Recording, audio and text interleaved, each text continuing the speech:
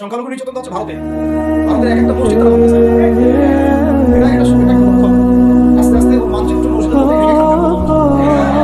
এরা যেমন অখণ্ড ভারত চায়, আমরা অখণ্ড ভারত চাই। আমরা চাই অখণ্ড ভারত হবে ক্যারি মেলে ইলা হয় আল্লাহ মুহাম্মদ রাসূলুল্লাহ।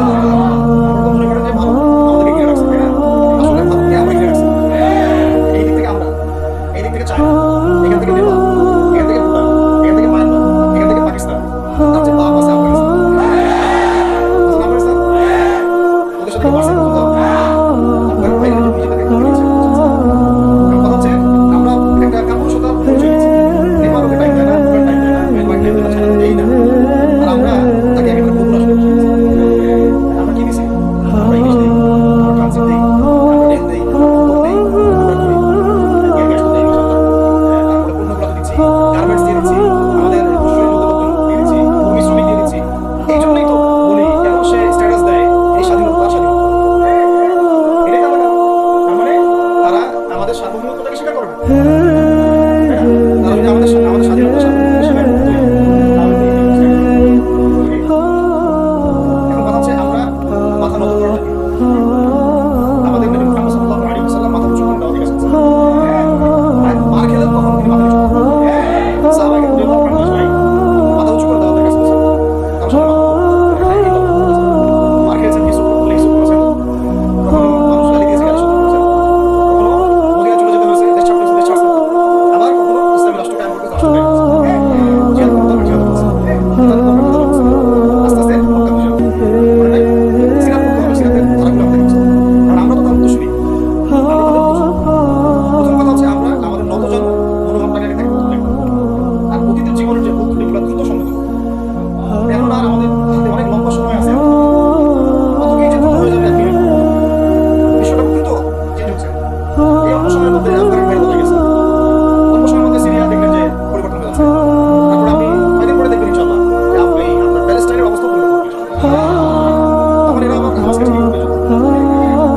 এখন বলতেছে বিদ্রোহী, বলতেছে সন্ত্রাসী। হ্যাঁ, তো একটা বিষয় আগে বলে নিই, এটা বোঝা দরকার আছে যে দেখেন ফিলিস্তিনের যে অবস্থা চলতেছে সেখানে কিন্তু আমাদের তাবলীগের মেহনতটা, সেখানে আমাদের জিহাদের মেহনতটা, তাই না বিষয়টা? ওখানে তো সবাই মানে বোম করতেছে, অনেকের সাথে তাবলীগের মেহনত করবে, অস্ত্র হাতে নেওয়া ফরজ।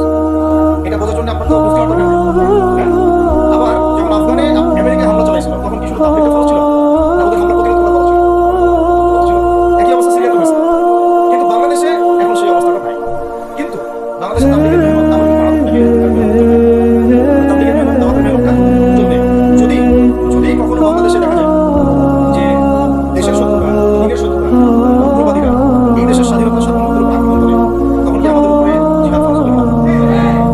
এখন যদি তাই হয়, এখন আপনাদের কি মনে হয় এটা সম্ভাবনা আছে না নাই? এইটুকু ইন্টেলেকচুয়াল অবস্থা আপনাদের আছে, এটা সম্ভাবনা হতে পারে, আজও কেন হতেই পারে। তখন আমার প্রিপারেশনটা কি হবে সেটা আমাকে এখন জানতে হবে। আমার প্রিপারেশনটা কি হওয়া উচিত? প্রথম প্রিপারেশন হওয়া উচিত আগের সমস্ত জিন্দগিতে যা করছি নিজেকে আল্লাহ থেকে ফিরে আসা। এটা প্রথম কাজ। যে আল্লাহ থেকে ফিরে আসা নেই তার সাথে জিহাদ শুরু করতে হবে। এটা তো আল্লাহ বুঝে। প্রিয় যুবক ভাইরা, আগের প্রথম কথা হচ্ছে আগে আপনি আল্লাহ থেকে ফিরে আসুন। দ্বিতীয় কথা হচ্ছে এরপরে আমাদের প্রয়োজন শারীরিক প্রস্তুতি।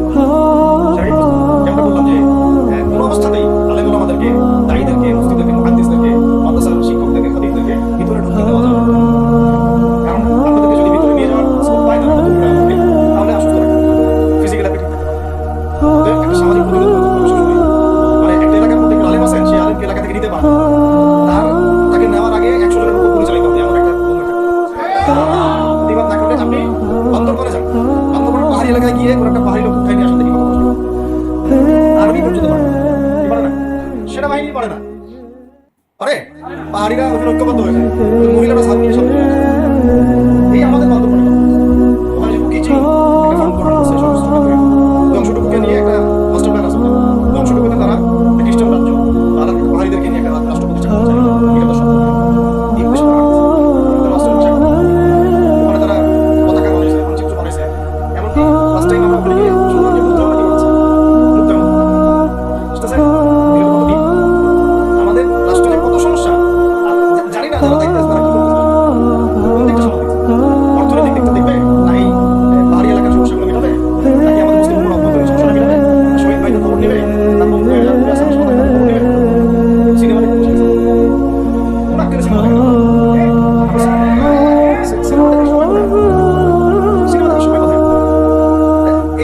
ভাই শহীদ হয়েছে, তাদের পরিবারের কিছু